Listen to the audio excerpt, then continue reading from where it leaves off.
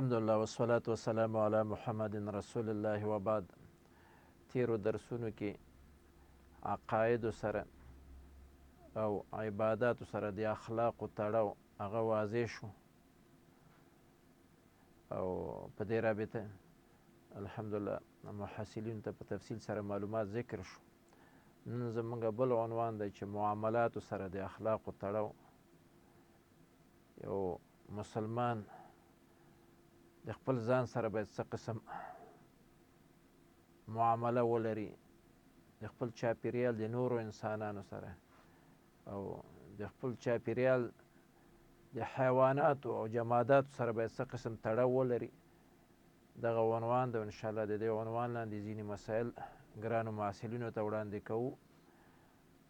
د دې عنوان لاندې اولنی عنوان چې ده هغه اخلاص ده. اخلاص یعنې ښه نیت. هر څوک چې هر کار کوي د هغه کار دپاره باید اول خپل نیت جوړ کړي، خپل نیت سم کړي او خپل نیت اصلاح کړي. دغه د نیت اصلاح کول، د نیت جوړول، د نیت سمول دې ته ویلی شي اخلاص. او د اخلاص نه هدف دا ده چې سړی هر کار کوي، یو مسلمان هر کار کوي یوازې او یوازې د الله تعالی رضا، د الله تعالی خوښي دا باید په نظر کې وي. د انسان خوښي، د بل چا خوښي، د یو تنظیم، د یو تحریک، د یوې ډلې، د یو شخص د هغه خوښي او د هغه رضا او د هغه خوشحالي باید هدف ونه ګرځوي. هر څوک چې هر کار کوي، که ښه کار کوي یوازې او یوازې د الله تعالی د خوښۍ په خاطر باندې، او که د بد کار نه ځان ساتي یوازې او یوازې د الله تعالی د خوښۍ او رضا په خاطر باندې، دې ته ویلی شي اخلاص. نو په ده وجه باندې د اخلاص تعریف چې علماو کړی همدا ده چې المقصود من الاخلاص ان یقصد بالطاعة وجه الله ولا یشرک معه احدا من خلقه فلا يفعل شيئا من العبادة من أجل أحد ولا يتركها من أجل أحد. هر کار چې سړی کوي، هر کار که ښه کار اوسیږي دا هم د الله تعالی د خوښۍ په خاطر او د رضا په خاطر باندې، او که بد کار اوسیږي دا هم د الله تعالی د خوښۍ او رضا په خاطر باندې. که د بل چا خوښي او رضا پکې شریکه شوه بیا دغسې عمل الله تعالی ته قبول نه دی. الله تعالی دغسې عمل باندې بیا ثواب و اجر نه ورکوي. د مثال په توګه زه یو کار کوم، دغه کار کې د الله تعالی رضا هم زما هدف اوسیږي او د خلکو رضا او د خلکو خوشحالي هم زما هدف اوسیږي، دغسې عمل الله تعالی بیا نه قبلوي. دا بیا د اخلاص مکمل اخلاص نه برخمن نه ده. نو ځکه اسلامي شریعت مسلمانانو باندې ډېر تاکید کړی چې تاسې هر کار کوئ یوازې او یوازې د الله تعالی د رضا په خاطر باندې به کوئ. د بل چا رضا او د بل چا خوښي به پکې نه لټوئ. که د بل چا خوښي او د بل چا رضا هم پکې ولټوله بیا الله تعالی ته اخلاص نشو او د عمل خالص او یوازې د الله تعالی لپاره نشو عمل، دغه عمل باندې بیا الله تعالی اجر و ثواب نه ورکوي. زما په نظر دې کې خو ډېرې لوی فلسفې دي او ډېر لوی حکمتونه دي او د انسان دپاره ډېرې زیاتې ګټې دي. ځکه د شریعت د هر حکم په تعمیلولو کې د انسان دپاره او د ټولنې دپاره او مجموع کې د ملک دپاره ډېرې زیاتې ګټې اوسیږي.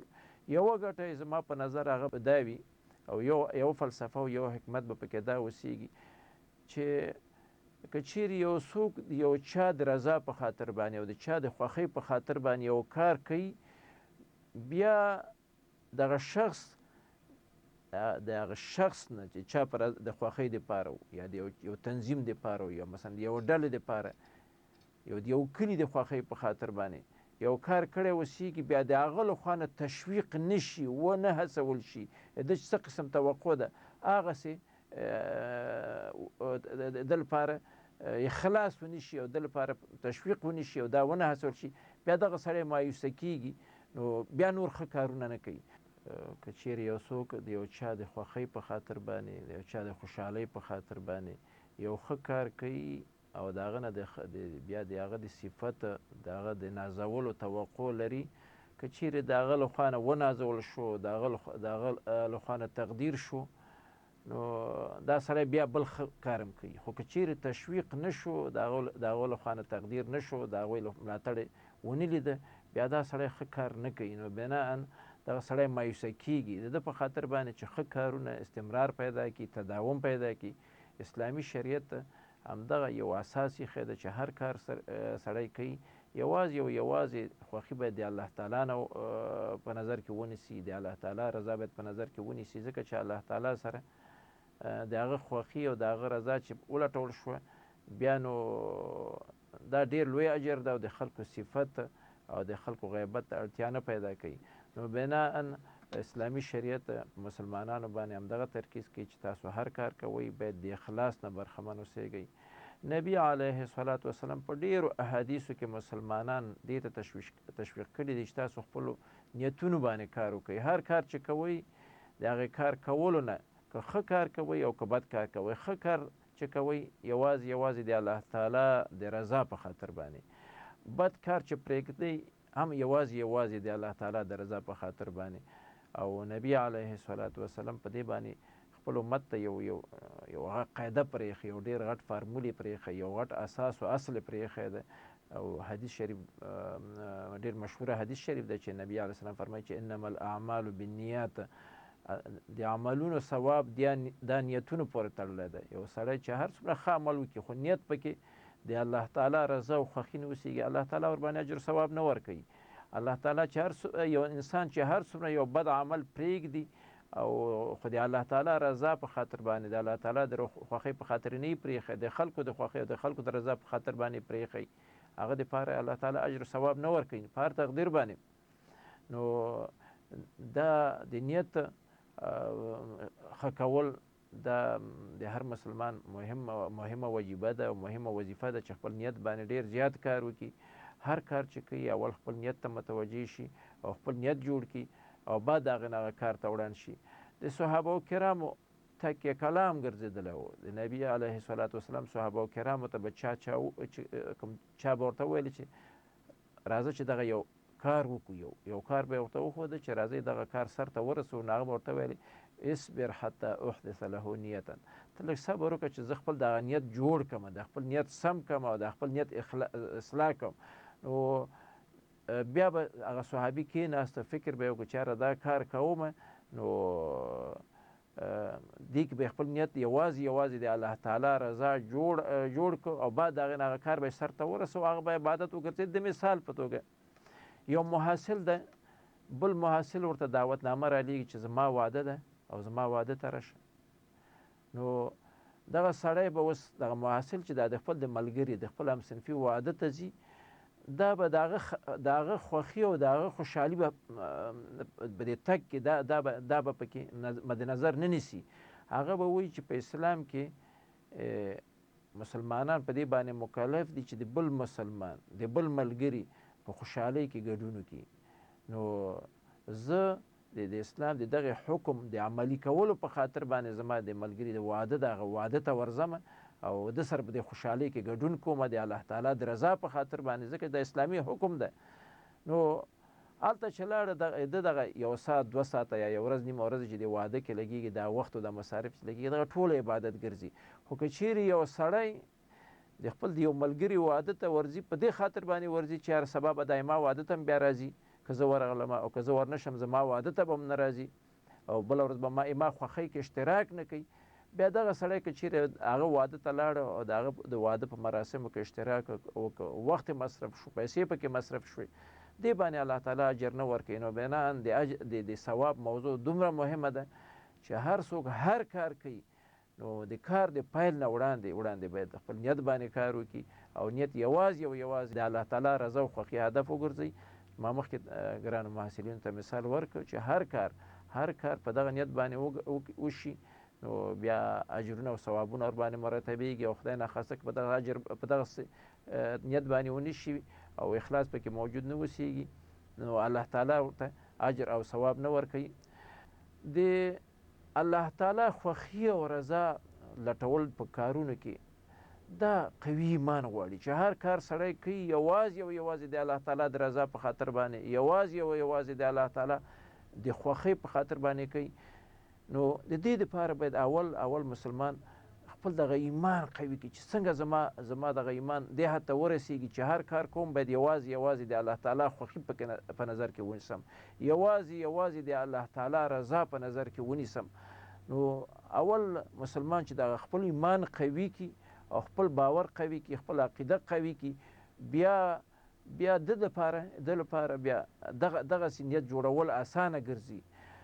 خپل نیت باید په دې باندې جوړ کړي او خپل عقیده په دغه شکل باندې را جوړه کړي او خپل دا باور او یقین باید په دغه شکل باندې جوړ کړي چې خیر او شر دا د الله تعالی لاس کې دي، ګټه او تاوان د الله تعالی لاس کې دي. که الله تعالی چاته ګټه رسول وغواړي نو که دا ټوله دنیا ټول یو لاس شي چې د لپاره تاوان ورسي، تاوان نشي رسولی.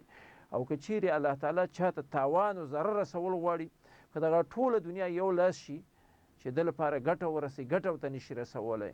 نو مسلمان باید په دې باندې فکر وکړي او په دې باندې عقیده خپله پخه کړي چې د الله تعالی رضا او خوښي باید د کارونو په سرته رسولو کې خپل هدف وګرځوم. ځکه که چیرې زه د یو چا د خوښۍ په خاطر باندې د یو چا د خوشحالۍ په خاطر یو کار کوم او هدف مو دا اوسیږي چې هغه ماته ګټه رسوي، هغه مانه خوشحاله شي، هغه زمانه راضي شي، نو خو ګټه او تاوان خو د الله تعالی لاس کې ده.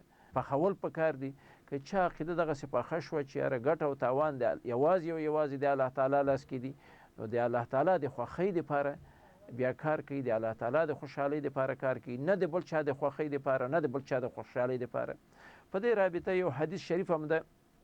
یو ځل عبدالله ابن عباس نبی علیه السلام سره په سفر کې چېرته روان و، نو نبی علیه السلام مخکې په سورلۍ باندې ناست و او عبدالله ابن عباس شاته ناست و. نو نبی علیه السلام ورته فرمایي چې یا غلام انی اعلمک کلمات، ای هلکه، ای ځوانه، تا ته ځینې خبرې ښیم، دا خبرې یادې که، ورباندې عمل وکړه. عبدالله ابن عباس ته نبی علیه السلام مهرباني کوي. دغه خبرې کوم یو دي؟ احفظ الله یحفظک. هغه وایي چې ته الله تعالی یاد لره، همیش دپاره چې هر کار کوي الله تعالی یاد لره او الله تعالی مه هېروه. یحفظک، الله تعالی به تا یاد لري، همیش دپاره به الله تعالی ستا ساتنه کوي، ستا حفاظت به کوي، تا ته به تاوان نه رسیږي، تا ته به ګټه رسیږي. یوه کلمه دا شوه. بیا فرمایي چې احفظ الله تجده تجاهک. ته الله تعالی یاد لره، همیش دپاره الله تعالی مه هېروه، نو د الله تعالی کومک به همیش دپاره ستا مخې کې. ته چې الله تعالی یاد لرې د هر کار په سرته رسولو کې، نو د الله تعالی مدد، د الله تعالی کومک او د الله تعالی معاونت به ستا سره همیش دپاره ستا مخې کې، او د الهي مدد او مرسته به درته همیش دپاره در رسیږي. اذا سألت فاسأل الله. د ابن عباس رضی الله تعالی عنه ته نبی علیه السلام چې کوم ارشاد کوي چې ته الله تعالی یاد لره، نو الهي مدد به ستا مخې ته ولاړ اوسیږي او همیش دپاره به ضرورت وخت کې ستا حمایه کیږي او ستا مدد او معاونت به کیږي. نبی علیه السلام بیا فرمایي ورته اذا سألت فاسأل الله. څه وخت چې سوال کوي، چا نه غوښتنه کوي، فاسأل الله، نو سوال کوه، د الله تعالی نه سوال کوه، ځکه الله تعالی سره د هر شي خزانې دي، د عزت، د مال، د هر شي. و اذا استعنت فاستعن بالله. او څه وخت چې مدد غواړې نو یوازې د الله تعالی نه مدد غواړه. بیا نبی علیه السلام د دې خبرو د وضاحت په خاطر باندې ابن عباس رضی الله تعالی عنه ته فرمایي واعلم ان الامة لو اجتمعت على ينفعوك لم ينفعوك الا بشيء قد كتبه الله لك. او په دې باندې پوه شه، واعلم، په دې باندې پوه شه او په دې باندې یقین ولره او په دې باندې باور ولره ان الامة، که چیرې دغه د ټولې دنیا انسانان اجتماعت په دې باندې راټول شي، که چیرې د ټول دنیا انسانان په دې باندې راټول شي علی ینفعوک، چې تا ته ګټه ورسوي، نفع درته ورسوي، لم ینفعوک الا بشیء قد کتبه الله لک. هېڅکله دوی نشي کولی چې تاسو ته ګټه ورسوي، فقط هغه ګټه به رسوي چې تا ته الله تعالی مقرر کړي او مقدره کړي اوسیږي. او که چیرې ولو اجتمعو، او که چیرې د ټولې دنیا انسانان راټول شي علی ان یضروک، چې تا ته ضرر ورسوي، لم یضروک الا بشیء قد کتبه الله علیک، دوی تا ته ضرر نشي رسولی، مګر هغه ضرر به تا ته رسوي چې تا ته الله تعالی مقرره کړي او مقدره کړي اوسېږي. نو بیا نبی علیه الصلاة والسلام فرمایي چې رفعت الاقلام و جفت الصحف، قلمونه پورته شوي دي، اوس نور په صحیفو کې لیکنه نه کېږي. هغه لوح محفوظ کې چې کومه لیکنه شوې ده د ګټې او د تاوان، هغه قلم پورته شوی دی او هغه لیکنه پورته شوې ده، بعد دې نه نوې لیکنه نه کېږي. نو عبدالله ابن عباس صاحب ته فرمایي چې ته باید د خلکو نه توقع ونه لرې، هر کار چې کوې نو یوازې د الله تعالی د خوښۍ په خاطر باندې او د الله تعالی د خوشحالۍ په خاطر باندې، د الله تعالی د رضا په خاطر باندې کوه، د خلکو دپاره یې مه کوه، ځکه چې خلک تا ته د ګټې او د تاوان رسولو واک نه لري. خلک غواړي چې تا ته ګټه ورسوي، نه شي رسولی. خلک غواړي تا ته تاوان ورسوي، نه شي رسولی. نو د دې نه که دغه حدیث باندې سړی باور ولري او عقیده ولري، نو بیا یې باور او عقیدې په دې باندې پیدا کېږي چې هر کار سړی کوي یوازې د الله تعالی د رضا په خاطر باندې باید وکړي، ځکه چې الله تعالی د چا نه راضي شو، الله تعالی چې د چا نه خوښ شو، بیا د الله تعالی دا وعدې دي دغسې انسان سره چې زه به تا ته خامخا د دنیا او آخرت کامیابي په برخه کوم. دنیا کې به هم تاسو ته د ګټو نه برخمن یو، د آخرت د ګټو نه به برخمن اوسېږي، او د دنیا د تاوان او د آخرت د تاوان نه به بې برخې اوسېږي. نو د دغه حدیث په اساس باندې هر مسلمان په دې باندې مکلف دی چې هغه هر کار کوي یوازې د الله تعالی رضا، د الله تعالی خوښي، د الله تعالی خوشحالي په نظر کې ونیسي، نه د بنده خوشحالي او نه د بنده خوښي. قرآن کریم کې او نبوي احادیثو کې ډېر څه ذکر شوي چې مسلمانان دې ته تشویق کړي چې تاسو هر کار کوئ هغه کې اخلاص ولرئ، نیت هم پکې جوړ کړئ او هر کار یوازې د الله تعالی د رضا په خاطر سرته رسوئ. الله تعالی د قرآن کریم په یو آیات شریف کې فرمایي د مسلمانانو، د ښو مسلمانانو هغه صفت ذکر کوي چې ښه مسلمانان هغه مسلمانان چې هغوی د جنت ته د تللو والا مسلمانان دي، د هغوی خصوصیات دا دي. ځینې صفات ذکر کړي، یو پکې دا ده چې څه وخت مالداره سړی، ښه مسلمان مالداره سړی یو غریب سره کومک کوي، یو فقیر سره کومک کوي، مرسته کوي، ورته خواړه ورته ورکوي، نو بیا ورته څه وایي انما نطعمکم، موږ چې تا ته خواړه درکړو، ما چې تا ته خواړه درکړه، دا لوجه الله، موږ یوازې د الله تعالی د رضا په خاطر باندې چې الله تعالی خوشحاله شي، د دې دپاره موږ دا خواړه درکړي. لا نرید منکم جزاء ولا شکورا، موږ ستانه کومه بدله نه غواړو او نه د دې نه تمه لرو چې ته به زموږ نه مننه وکړې او زموږ نه به شکریه وکړې.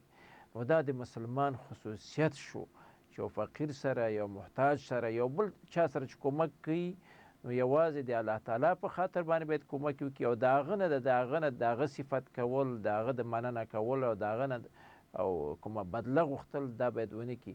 نو ځکه د قرآني آیات نه همدغه د اخلاص ماده پکې ثابته شو چې هر مسلمان باید چې هر چا سره کومک کوي نو باید د الله تعالی د رضا په خاطر باندې وکړي. علاوه له دې نه نبي علیه الصلاة والسلام په ډېرو احادیثو کې مسلمانان نه اخلاص تشویق کړي. رسول علیه الصلاة والسلام په یو حدیث شریف فرمایي ان الله لا يقبل من العمل الا ما كان خالصا وابتغي به وجهه، الله تعالی هیڅ عمل نه قبلوي، هیڅ عمل باندې الله تعالی اجر و ثواب نه ورکوي مګر په هغه عمل باندې ورکوي چې یوازې د الله تعالی دپاره اوسي، خالص د الله تعالی د رضا په خاطر باندې اوسیږي.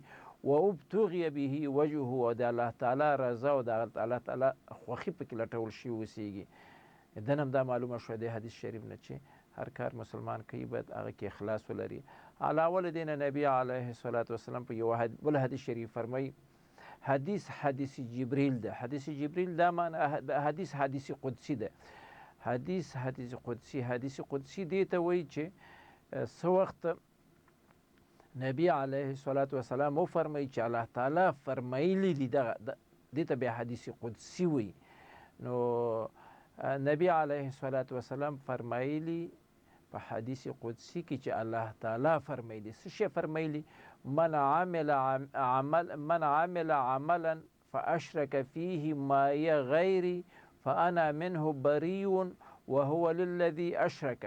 چا چې یو عمل سر ته ورسوه، زما د خوښۍ تر څنګ زما د رضا تر څنګ د بل چا رضا د بل چا خوښي مې هدف وه فانا منه بریون. الله تعالی وی الله تعالی فرمایي فانا منه بریون، زه د دې عمل نه بیزاره یم.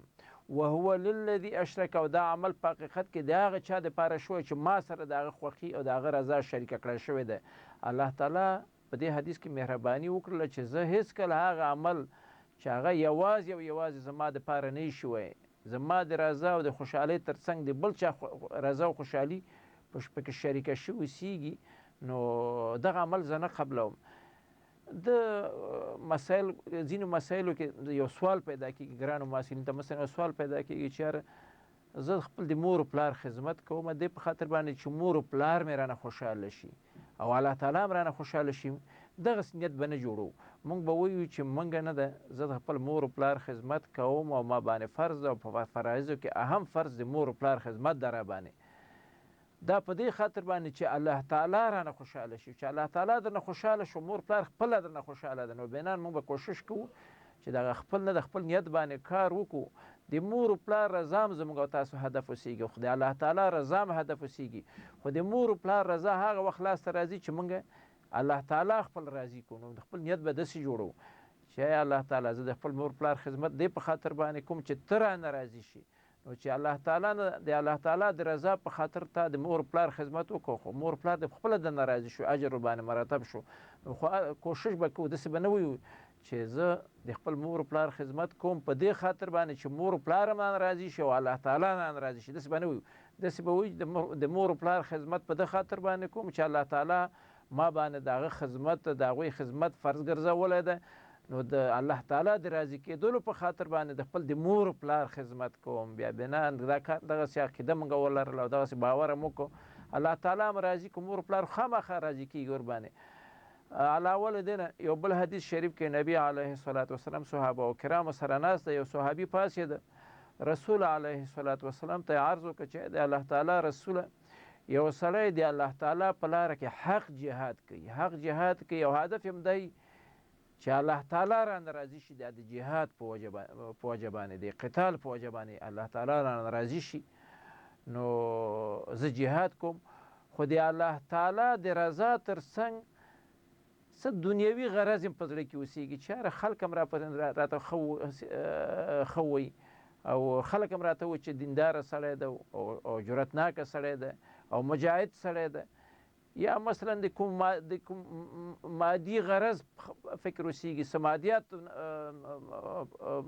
غرض هم په ذهن کې اوسېږي، د الله تعالی رضا خو یې اوسېږي، جهاد کول خو د الله تعالی د رضا په خاطر خو کوي او کوي، خو څه دنیوي غرض هم پکې یو څه داخل اوسېږي، نو دې سړي دپاره اجر شته او که نشته. نبي علیه الصلاة وسلام ورته مهرباني وکړه چې لا اجر له، دغه سړي دپاره په جهاد کې که هر څومره تکلیفونه کوي اجر ورته ثواب نشته ورته، اگر که د نیت غټه برخه همدا ده چې الله تعالی رانه راضي شي، خو د الله تعالی د رضا په خاطر باندې څه دنیوي غرض شوکۍ نور مادیات شهرت دیم په نظر کې دي، نو نبي علیه الصلاة وسلام ورته وویل چې لا اجر له، دغه مجاهد لپاره او دغه غازي لپاره څه اجر و ثواب نشته.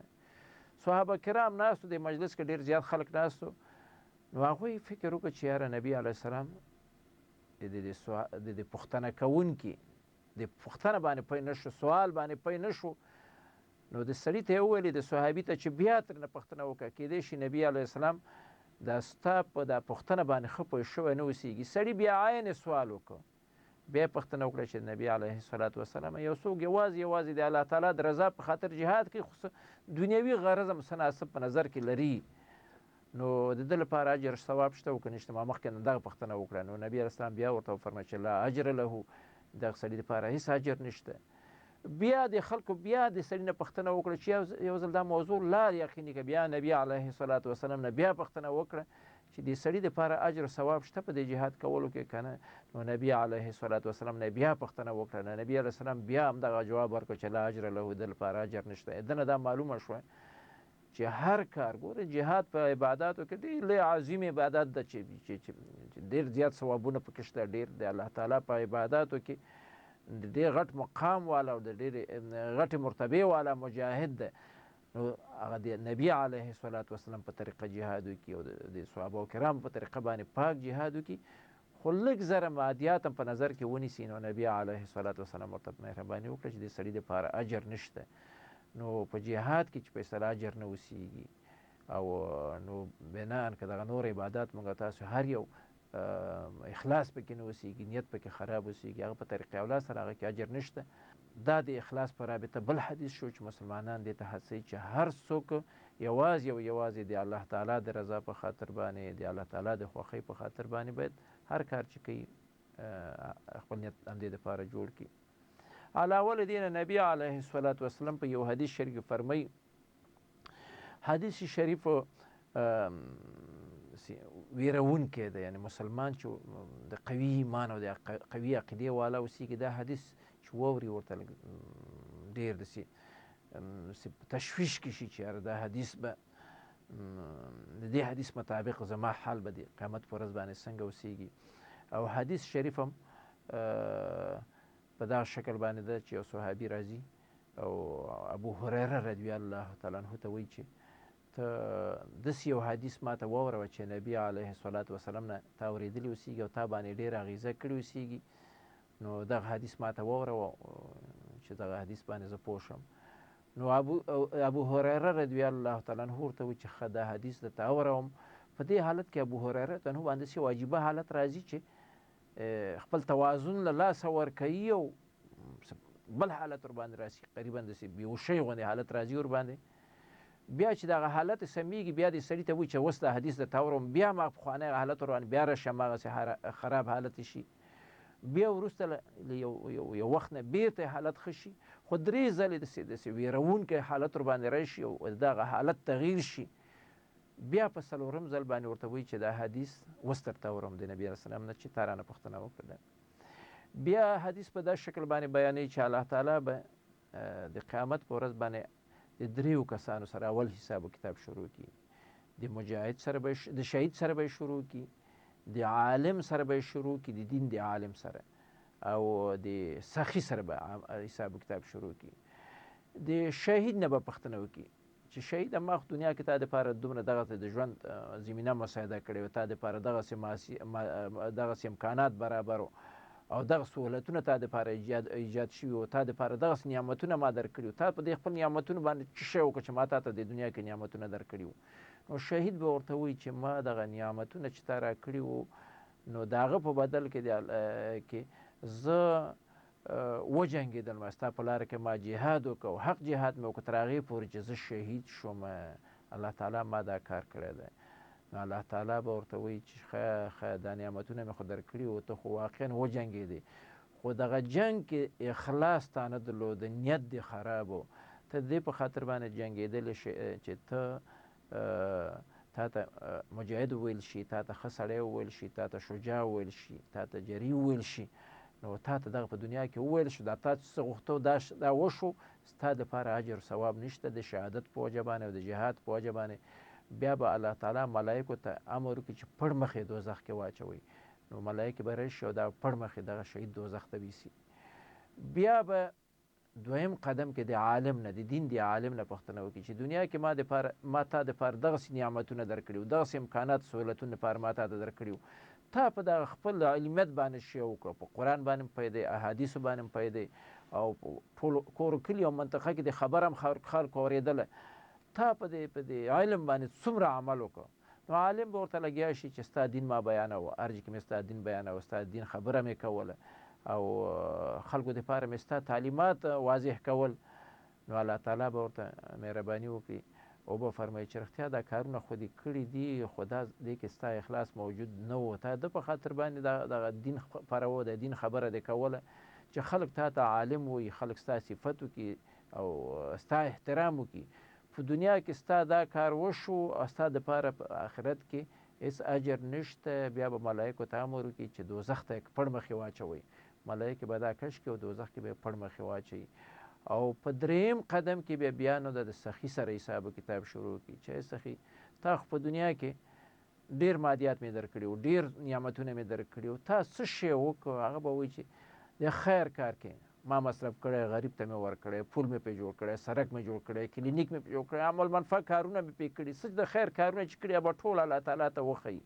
نو الله تعالی به ورته مهرباني وکړي او به فرمایي چې تا خو دا کوم کارونه چې تا وښودل دا خو دې کړي دي، خو دې کې تا اخلاص نه درلوده، دې کې ستا نیت خراب و، تا دې په خاطر باندې کړي چې خلک ستا صفت وکړي، ستا توصیف وکړي، هر ځای کې ته په ښه سړي باندې یاد شي.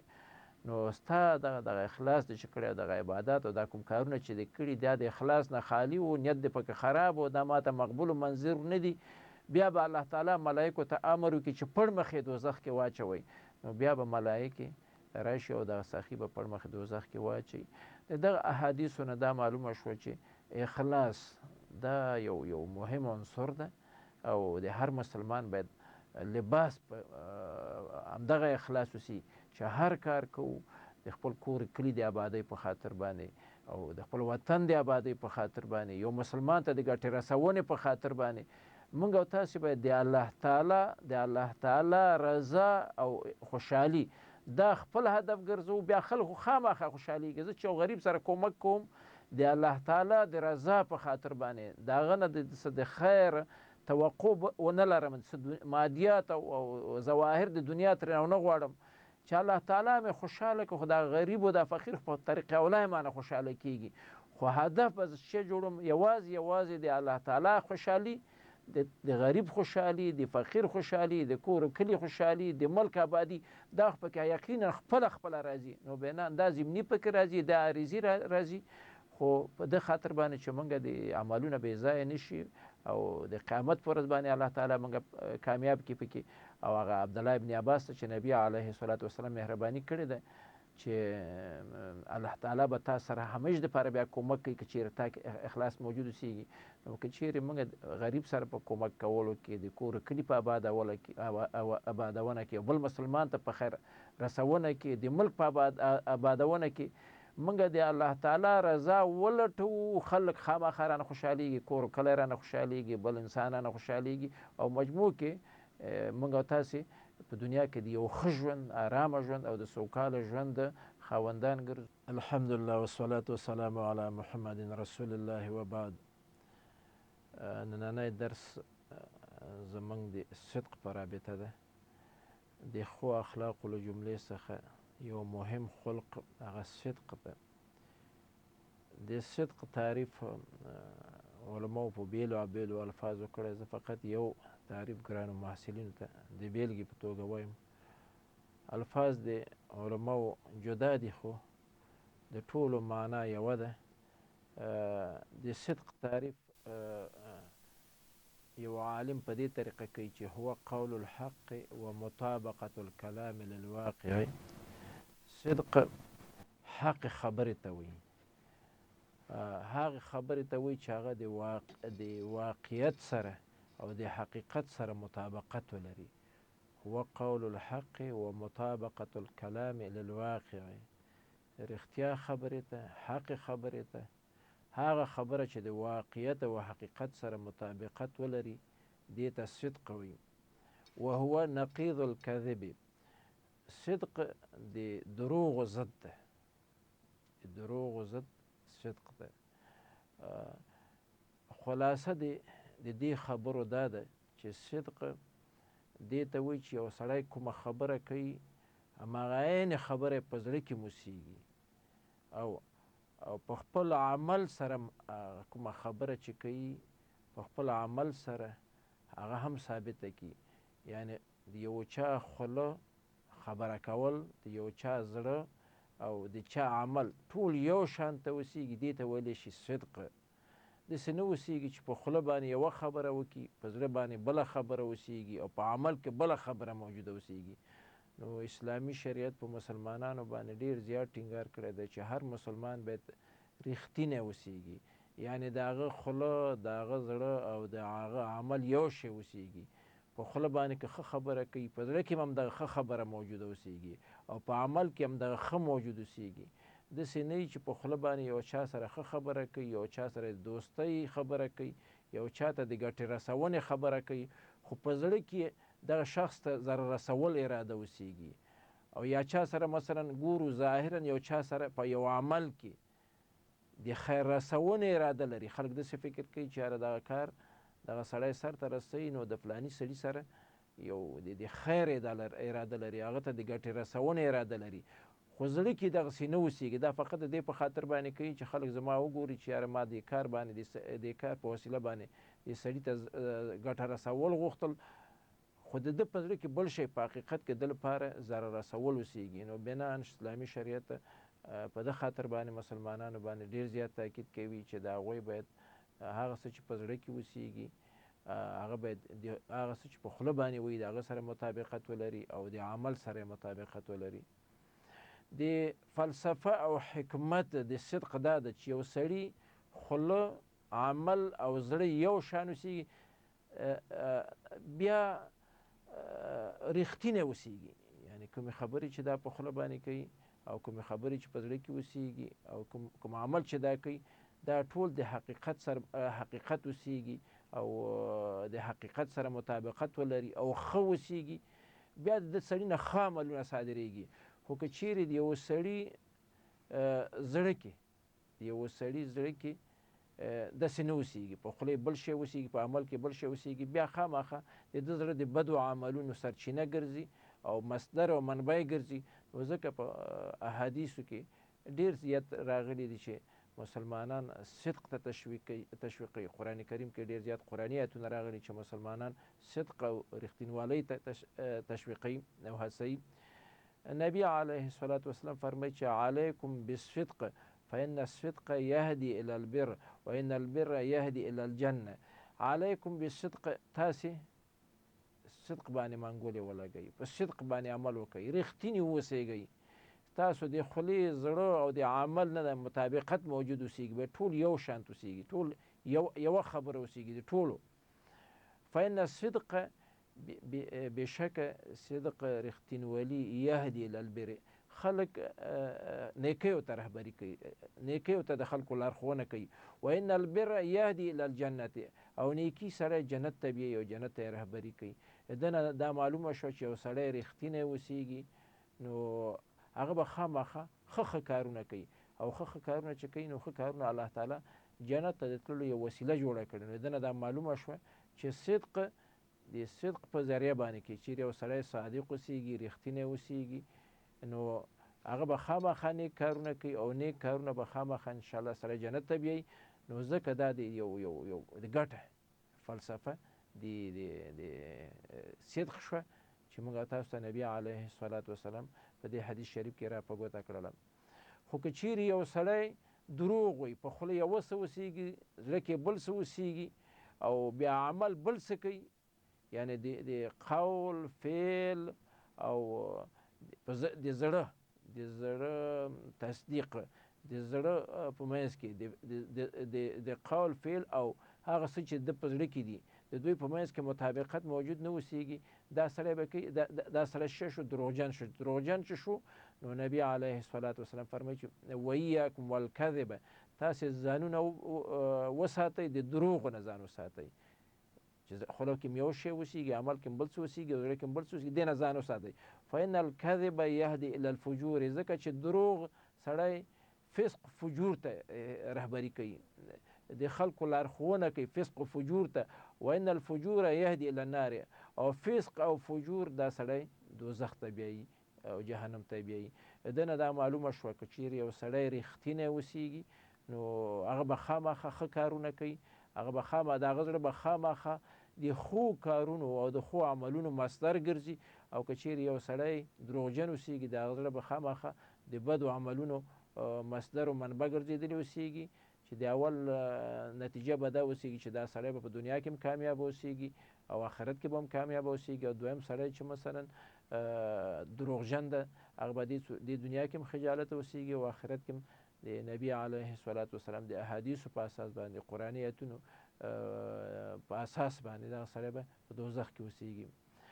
د صدق له جملې نه دا ده چې سړی باید هره خبره چې کوي په هغه طریقه باندې وکړي چې د هغه نه بله ښه طریقه نه اوسېږي. هر چا سره که خبره کوو، انسان مسلمان که د هر انسان سره که مسلمان اوسېږي او کافر اوسېږي هغه سره خبره کوي باید په ښه طریقه باندې خبره وکړي. نبی علیه السلام خپله دا خبره کول په احادیثو کې، الله تعالی په قرآن کریم کې خپله دا خبرې کول دا یو لوی الهي نعمت ګڼلی دی. قرآن کریم کې ډېر ځایونه داسې دي چې خپله خبرې کول دا مسلمانانو ته د امتنان او د احسان په شکل باندې یادوي. انسان ته الله تعالی فرمایي چې انسانه ما تا ته د خبرو کولو قوت و قدرت درکړی، نو ته دا خبرې کول دا وسنجوه. که چیرې د شریعت سره مطابقت درلوده خبره کوه، او که د شریعت سره مغایرت او ټکر درلوده خبره مه کوه. د مثال په توګه الله تعالی په قرآن عظیم شان کې فرمایي خلق الانسان علمه البیان. الله تعالی انسان پیدا کړ او هغه ته د خبرو، هغه ته د بیان تعلیم ورکړ، هغه ته استعداد او قوت د خبرو کول ورکړ. دا د دې نه دا معلومه شوه چې الله تعالی په دغه قرآني آیت کې مسلمانانو باندې دا خپله خبرې کول چې انسان د خبرو کولو طاقت او قدرت او استعداد لري، دا یو لوی الهي نعمت ګڼلی دی، خپل یو لوی نعمت الله تعالی ګڼلی. نو انسان ته وایي چې انسانه دا خبرې کول چې ما یو لوی نعمت ده، ته باید دغه نعمت په هغه طریقه باندې استعمال کړې چې زه یې درته ښایم، او ته بې ځایه مه استعمالوه، په دروغو باندې او په چټیاتو باندې او عباسیاتو باندې مه استعمالوه. که موږ او تاسې دغه انساني تمدن ته وګورو، د ځمکې په سر باندې کوم پرمختګونه چې شوي دي دا ټول د خبرو نتیجه ده. د الله تعالی مخلوقات خوځښته زیات دي، طیور دي، حیوانات، نور حیوانات دي، خو هغوی یو هم د خبرو کولو استعداد نه لري لکه کوم استعداد چې الله تعالی انسانانو ته ورکړی. نو فعلا دپاره چې دا کوم پرمختګ موږ تاسو په دې بشر کې ګورو یا په دې دنیا کې ګورو، دا ټول د خبرو کولو ثمره ده. که چیرې انسانانو خبرې نشو کولی، نو بیا ډېر څه به چې زما په زړه کې به اوسېږي، خو چې بل انسان هغه زما په خبرو باندې نه پوهېږي، یا مثلا هغه څه شی ما په زړه کې دي هغه باندې نه پوهېږي، یا د بل انسان په زړه کې یو څه موجود اوسېږي هغه باندې زه پوه نه شم، نو خامخا پرمختګ نه رامنځته کېږي. د ځمکې په سر باندې کوم پرمختګونه چې موږ او تاسې ګورو دا ټول د خبرو کولو برکت ده. نو ځکه خبرې کول دا یو لوی الهي نعمت ده. نو موږ او تاسې باید خبرې چې کوو دا باید وسنجو. که د شریعت سره ټکر درلوده خبره باید ونه کړو. دروغ خپله د شریعت سره ټکر لري، دا باید ونه کړو. همدارنګه رښتیا، یو خبره رښتیا وه، موږ هغه د شریعت سره مطابقت لري، بیا موږ به دا خبره وکړو. نو ځکه الله تعالی فرمایي چې خلق الانسان علمه البیان. الله تعالی انسان پیدا کړ او بیا د خبرو کولو استعداد او قوت او طاقت او قدرت یې ورکړ، خبر کول یې ورته وښودل. قرآن کریم کې الله تعالی فرمایي په همدې رابطه وقل لعبادي محمد علیه السلام زما بندگانو ته وایي یقول التي هي احسن، چې دوی خبرې کوي په هغه طریقه دې خبره وکړي چې د هغه نه بله ښه طریقه موجوده نه اوسېږي. خپله دا خبرې کول اول خو دا چې دروغ به پکې بیخي نه وایي، که دروغ دې پکې ونه ویل نو رښتیا چې وایي، بیا رښتیا چې وایي، رښتیا ویلم هغه باید په هغه طریقه باندې ووایي چې د هغه نه بله ښه طریقه نه اوسېږي. ولې ان الشیطان ینزغ بینهم، بېشکه شیطان غواړي چې د خبرو کولو په ذریعه باندې د انسانانو په منځ کې دښمني پیدا کړي. ان الشیطان کان الانسان عدوا مبینا، بېشکه چې شیطان د انسان ښکاره دښمن ده. ګورئ دا خبرې کول دا ځان ته یوه طریقه لري.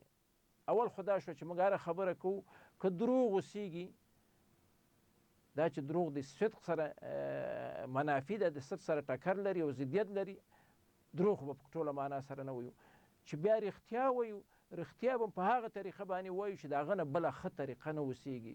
انساني طبیعت ده چې یو چا ته ښه خبره وکړه بده لهجه باندې وکړه، دی د سره نه مني، خو بده خبره فرضاً که کوي په ښه طریقه باندې په ښه لهجه باندې وکړي بده نه لګېږي ورباندې دومره. نو ځکه الله تعالی په قرآن عظیم شان کې فرمایي چې زما بندگانو ته وایي. نبی علیه السلام فرمایي، نبی علیه السلام ته فرمایي چې زما بندگانو ته وایي چې دوی خبرې کوي په هغه طریقه باندې خبرې دې وکړي چې د هغه نه بله طریقه نه اوسېږي. ځکه چې شیطان غواړي چې د انسانانو په منځ کې د خبرو کولو په ذریعه باندې دښمني را پیدا کړي. دا زموږ او تاسو کور و کلي کې که چیرې موږ او تاسو دغه دښمنیو اساس وګورو، موږ او تاسو وطن کې دا شخصي دښمنۍ دا زیاتې دي. که د دښمنیو اساس وګورو، د اساس او د ژړ دی راوسپړو، اصلي نه ده، هغه اصلي اساس به موږ تاسو پیدا کړو چې دغه دښمني چې را پیدا شي. اول ابتدا کې دا د خبرو کولو نه دغه حکم موږ الهي حکم موږ مات کړی دی.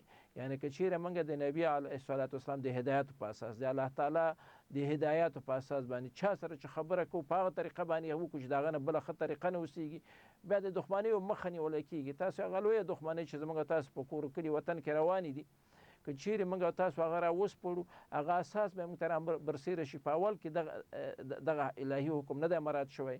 هغه چا چې خبره کړې ده په هغه طریقه باندې نه ده کړې چې هغه ډېره ښه طریقه وه. که چیرې هغه ښه طریقه باندې کړې بیا دښمني نه رامنځته کېده او نه دا شخړه او نه دا خصومت رامنځته کېده.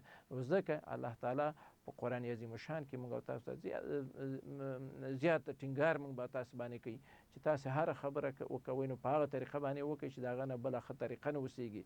او علاوه دین الله تعالی په قرآن عظیم شان کې فرمایي ولا تجادلوا اهل الكتاب الا بالتي هي احسن. تاسو چې مجادله کوئ، مناقشه کوئ، بحث کوئ، د کفارو سره چې بحث کوئ په هغه طریقه باندې کوئ چې د هغه نه بله ښه طریقه نه اوسېږي. د ده نه دا معلومه شوه چې موږ د هر انسان سره که مسلمان اوسېږي او کافر اوسېږي خبرې کوو، که رښتیا هم وایو نو هغه باید په هغه طریقه باندې وایو چې د هغه نه بله ښه طریقه نه اوسېږي. نو دا د خبرو کولو په رابطه قرآني آیتونه شو.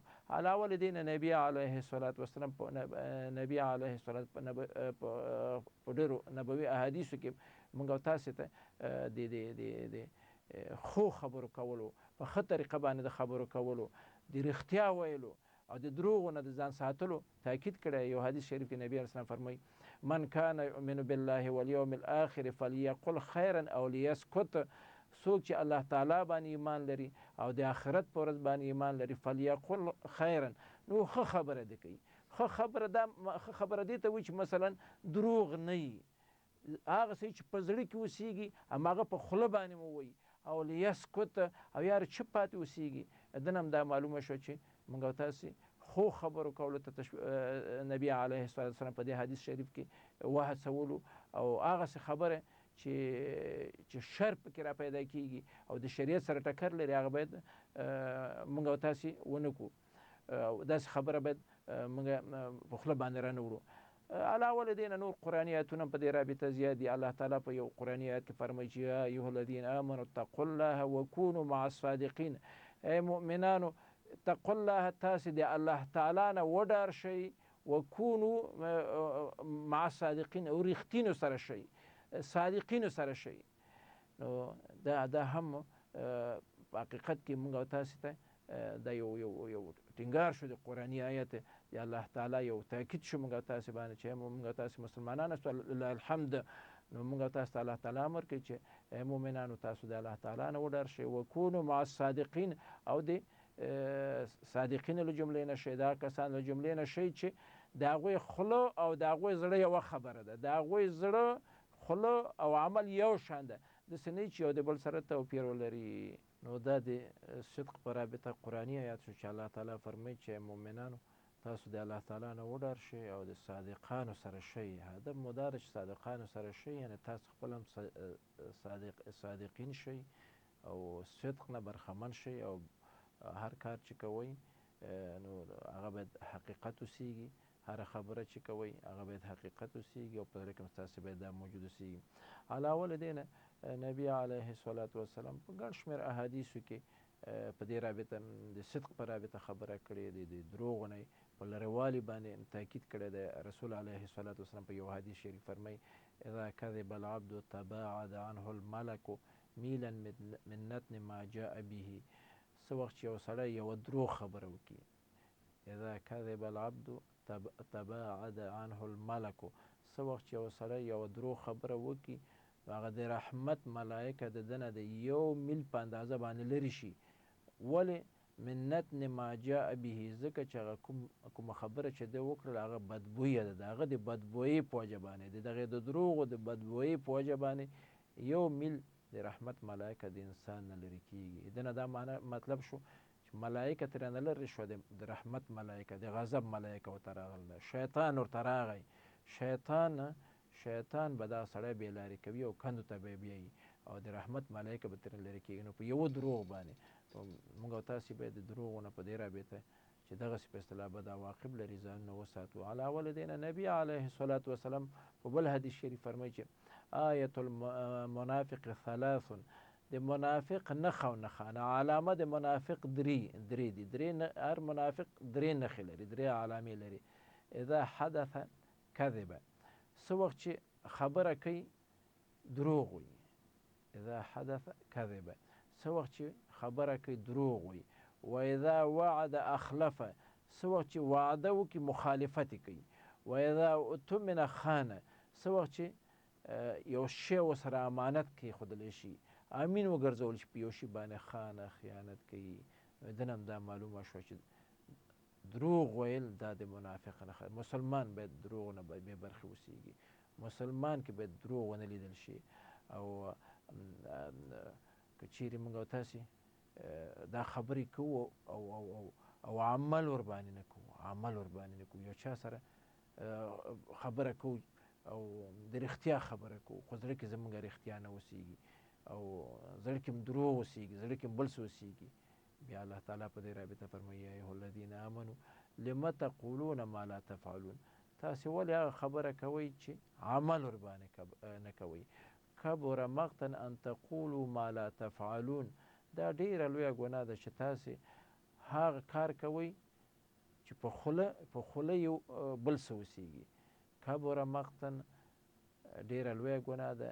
یا ایها الذین آمنوا لم تقولون ما لا تفعلون کبر مقتا ان تقولوا ما لا تفعلون. ای مؤمنانو ولې تاسې هغه خبره کوئ چې عمل ورباندې نه کوئ. دا ډیره لویه ګناه ده چې تاسې یوه خبره کوئ او عمل ورباندې نه کوئ. دنه دا معلومه شوه چې کومه خبره موږ کوو ظاهرا حقه خبره اوسېږي، خو چې عمل ورباندې ونه کړو بیا نو نه ده. دا په شریعت کې دغه کار مضموم ده او بد ګڼل شوی ده. علاوه له دې نه الله تعالی په قرآن عظیم شان کې فرمایي اتأمرون الناس بالبر وتنسون انفسکم، آیا تاسو خلکو ته د نیکیو امر کوئ، وتنسون انفسکم او خپل ځانونه هېروئ. تاسو خلکو ته وایئ چې تاسو نیکي کوئ، خو خپل ځانونه هېروئ او خپل ځانونه نه د نیکیو نه لرې ساتئ، بدي کوئ. نو دا هم قرآني آیات شو چې مسلمانان دې ته هڅوي چې تاسې هر خبره کوئ نو عملا هم باید ستاسو د خبرو سره مطابقت ولري، نه داسې نه چې په خوله باندې یو څه وایي، په خولې باندې ښې خبرې کوئ او عملا بل څه اوسېږي. نبی علیه الصلاة وسلام یو ځل صحابو مجلس کې مهرباني وکړله چې الا اخبرکم باکبر الکبائر، ای صحابه کرامو زه تاسو ته په ګناهونو کې ډېر لوی ګناهونه ونه ښیم. الا اخبرکم باکبر الکبائر، آیا تاسو ته په ګناهونو کې لوی ګناهونه ونه ښیم؟ لویه ګناه تاسو ته په ګناهونو کې ونه ښیم؟ درې ځلې وویلې الا اخبرکم باکبر الکبائر، الا اخبرکم باکبر الکبائر، الا اخبرکم باکبر الکبائر. یو صحابي ورته وویل دا خو د نبي علیه الصلاة وسلام هغه د درس د صحابه کرامو ته د تدریس او یا تعلیم ورکولو طریقه وه چې رسول الله اسلام صحابه کرام متوجه کول چې زه تاسو ته په ګناهونو کې لویه ګناه، په ګناهونو کې لویې ګناهګانې ونه ښیم. یو صحابي ورته وایي چې بلا یا رسول الله، ای د الله تعالی رسوله ولې نه موږ ته وښیه دا کوم ګناهونه چې په ګناهونو کې لوی دي، دا ګناهونه موږ ته وښیه چې د هغه نه ځان وساتو. نو نبی علیه الصلاة وسلام ورته وفرمایل چې الاشراک بالله، الله تعالی سره شریک نیول، چې الله تعالی سره بل شریک سړی ونیسي، نو دا ډېره لویه ګناه ده. و حقوق الوالدین، او د مور او پلار د هغه نه سرکشي کول، د مور او پلار حقوق نه ادا کول، د هغه د اوامرو نه سرکشي کول، دا ډېره لویه ګناه ده. وکانه متکئا، او دا راوي وایي چې نبي علیه الصلاة وسلام تکیه کړې وه. دې وخت کې چې موږ سره نبي اسلام دا خبرې کولو نو تکیه کړې وه په بالښت باندې. فجلسه، تکیه نه کېناسته، نبي علیه الصلاة وسلام تکیه پرېښودله او کېناسته، ویې ویلې فقال، بیا نبي اسلام خپلو خبرو ته په دوام ویلي الا با خبره وقول الزور و شهادة الزور، با خبره دروغ خبره کول او په دروغو شهادت ورکول، دا هم ډېره لویه ګناه ده. با خبره ای صحابه و کرامو د الله تعالی سره شریک نیول، دا خو لویه ګناه شو. د مور و پلار نه سرکشي کول، د هغه د اوامرو نه سرکشي کول، د مور و پلار خدمت نه کول، دا هم خو ډېره لویه ګناه شوه. درېیمه لویه ګناه دا ده چې دروغ خبره و شهادت زور، او په دروغو باندې شهادت ورکول. یو شی لیدلی نه اوسېږي، دروغ اوسېږي او دا مې لیدلی ده او د شاهدي ورکوي.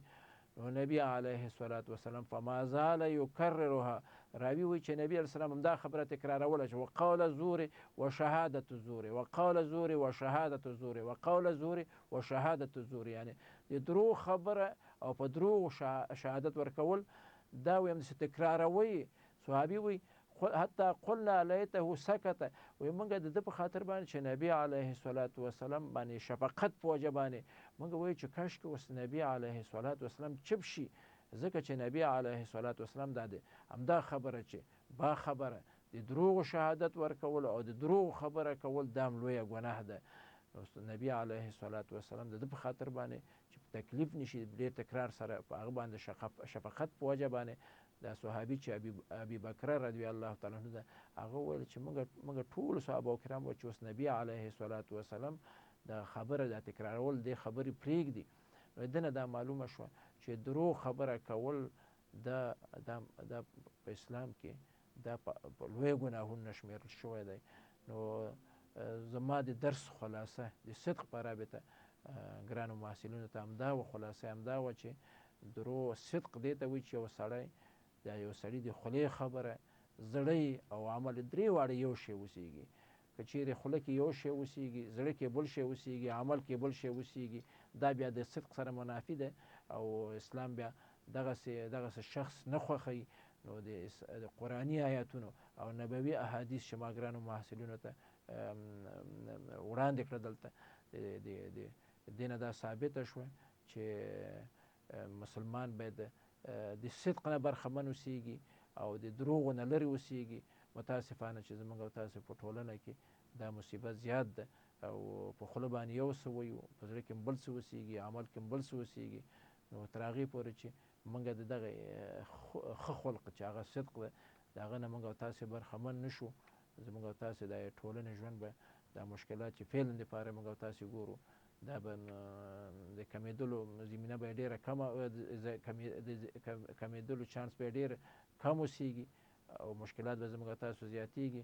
خو که چیرې زموږ او تاسې د ټولنې وګړي د صدق نه برخمن شي، نو انشاءالله دا موجوده مشکلات به زموږ او تاسو په دې دنیا کې الله تعالی حل کړي او الله تعالی به انشاءالله آخرت کې موږ او تاسې په جنت باندې ونازوي. والسلام علیکم ورحمة الله وبرکاته.